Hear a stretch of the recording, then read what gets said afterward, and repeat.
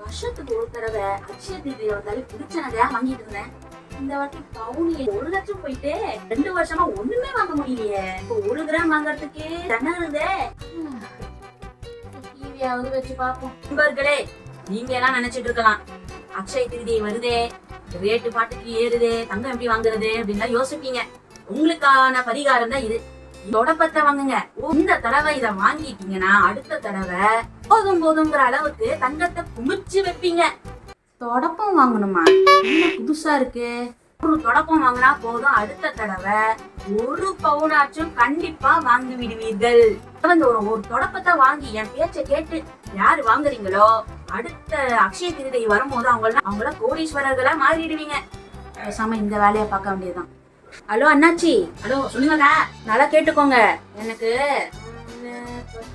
25 தொடப்பம் வேணும். 50 தொடப்பம் வேணும்.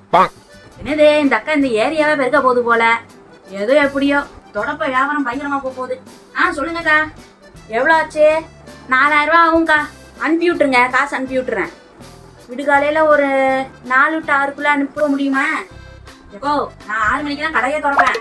இல்ல நல்ல நேரமா பார்த்து நீங்களே அனுப்பி விட்டுருங்க. சரி சரி சரி, நல்ல நேரமா பார்த்து அனுப்புமா. என்ன வியாபாரமா இருக்கும்? இன்னைக்கு வேணா நாளைக்கு வேணுங்குது. இந்த வாட்டி தொடப்பத்தை வாங்குறோம், அடுத்த வாட்டி நகைய வாங்குறோம், கோடீஸ்வரனாக போறோம். சொல்லுங்க அண்ணாச்சி, எப்படி இருக்கு? வியாபாரம் நல்லா போதா? தொடப்பம் முன்னைய விட இந்த வாட்டி ரொம்ப பயங்கரமா சேல்ஸ் போகுது போல கேள்விப்பட்டேன். யாரும் தெரியும்ல? சரி சரி சரி, உங்களை பத்தி தெரியாதா? அனுப்பி விட்டுங்க. இந்த தடவை தொடப்பம் வியாபாரம் நல்லா போச்சு.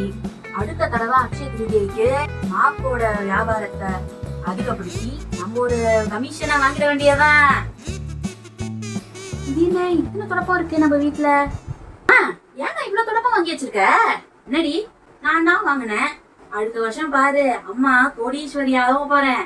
ஜோசியர் தான் தொடப்பம் வாங்கி வைக்க சொன்னாரு அக்ஷய திருதி அன்னைக்கு.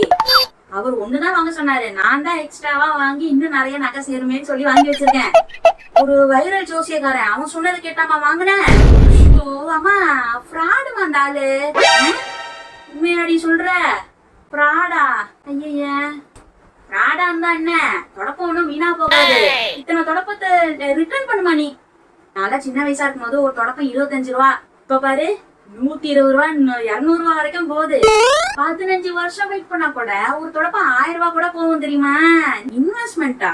என்ன பேசுற நீ? அம்மா எப்படி இருந்தாலும் ஸ்மார்ட்டா யோசிப்பேன். உனக்கு சொத்து சேர்த்து வச்சிருக்கேன்டி, என்னடி இப்படி பேசுற? அம்மா சும்மா காமெடி பண்ணிட்டு இருக்காதம்மா. நம்ம போ, ஏதாவது சொல்லி மழுப்பிடு. நான் சொல்றதெல்லாம் கேட்காத. ஏன்னா 3ஆவது மனுஷன் சொன்னா மட்டும் கேளு. நல்லா யார் இப்படி எல்லாம் பண்ணுவா? நாங்க தான் சேர்க்கணும் இல்ல, இதெல்லாம் கூட பவுண்டு மாதிரி காசு ஏறும் பாரு. ஒரு தொடப்பம் 1000 ரூபான்னு வர காலம் ரொம்ப தூரம் கிடையாது. 1000 ரூபாய்க்கு போகுமா? என்னம்மா என்னமோ சொல்ற? போமா நீ. ஐயோ ஃப்ராடா, என்ன பண்றது? சொல்லி ஏதாவது சமாளிக்கணும். சட்டியம் வச்சானால டெய்லியும் இதை சொல்லிக்கிட்டே இருப்பாளே. நம்ம ஒண்ணும் ஏமாறலாம் இல்லடி, அவன் ஏதாவது சொல்லிட்டு போட்டோம். நான் இன்வெஸ்ட்மெண்ட் பண்ணிருக்கேன். இதெல்லாம் யூஸ் ஆகுற பொருள் தாண்டி. ஏன்டி நீ இத போய் ரொம்ப டென்ஷன் ஆகுற? Take it easy girl. என்ன நீ இப்படி இருக்கிற? ஹாய் ஃப்ரெண்ட்ஸ், எல்லாம் எப்படி இருக்கீங்க? நான் ரொம்ப நல்லா இருக்கேன். வீடியோ உங்களுக்கு பிடிச்சிருக்கும்னு நினைக்கிறேன். பிடிச்சிருந்தா சப்ஸ்கிரைப் பண்ணிடுங்க, ஃப்ரெண்ட்ஸ் அண்ட் ஃபேமிலி மெம்பர்ஸ்க்கு ஷேர் பண்ணிடுங்க. அண்ட் நெக்ஸ்ட் வீடியோல பார்க்கலாம். அது வரைக்கும் பாய்.